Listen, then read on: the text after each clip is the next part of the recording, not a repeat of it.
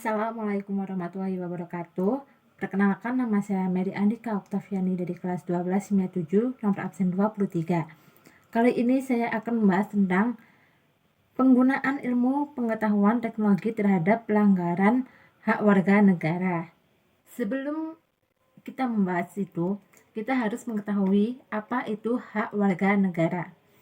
Hak warga negara adalah suatu kuasa yang dimiliki oleh seorang warga negara untuk menerima dan melakukan sesuatu yang dijamin oleh negara. Hak warga negara meliputi dua macam hak. Yang pertama ada hak konstitusional dan yang kedua adalah hak hukum. Hak konstitusional adalah hak-hak yang dijamin di dalam Undang-Undang Dasar 1945. Sedangkan hak hukum adalah hak yang tercipta dikarenakan jaminan peraturan dan perundang-undangan di bawahnya. Lalu, mengapa pelanggaran hak warga negara itu bisa terjadi? Dan apa hubungan pelanggaran itu dengan ilmu pengetahuan teknologi yang ada?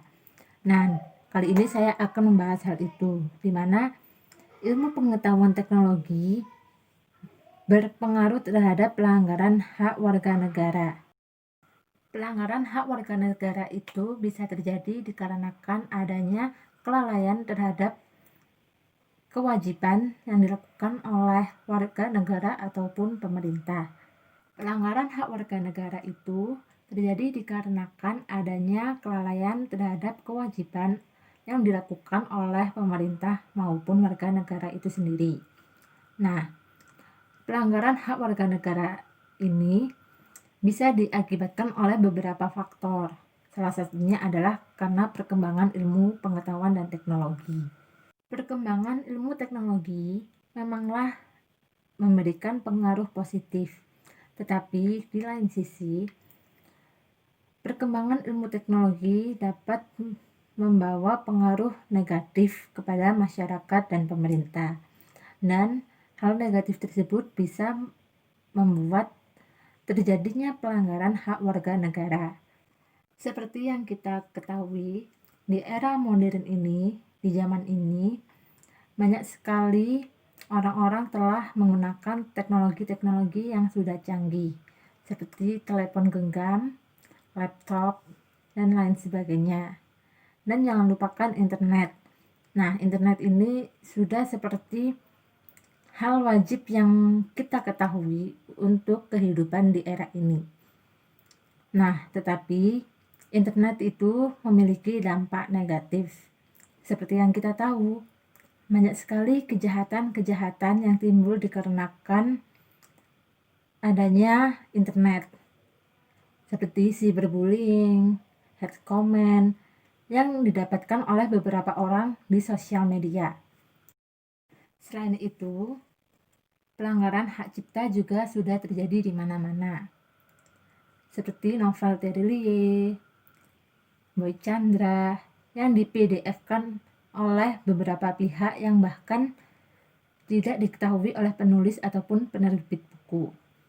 Nah, itu juga termasuk pelanggaran hak cipta yang dimana mengcopy dan menyebarkan suatu cipta dengan tidak adanya izin oleh pencipta dan penerbit.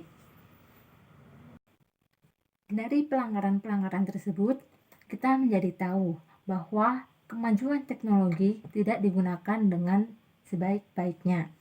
Beberapa oknum menggunakan teknologi dengan cara yang salah. Dan pelanggaran-pelanggaran itu lah yang menyebabkan adanya pelanggaran hak warga negara. Dapat kita lihat, banyak sekali warga negara Indonesia yang belum mengerti tentang suatu hak cipta karya.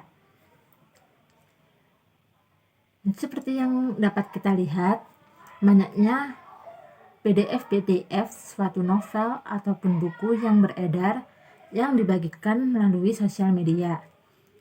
Nah, ternyata PDF tersebut tidak diterbitkan oleh suatu penerbit, melainkan ada salah satu orang yang mengcopy tanpa izin dan mengedarkannya kepada seluruh orang lewat sosial media. Tindakan itu termasuk pelanggaran hak cipta suatu karya, di mana pengkopian suatu karya tanpa adanya izin penulis dan mengedarkannya tanpa izin penulis buku dan penerbit buku.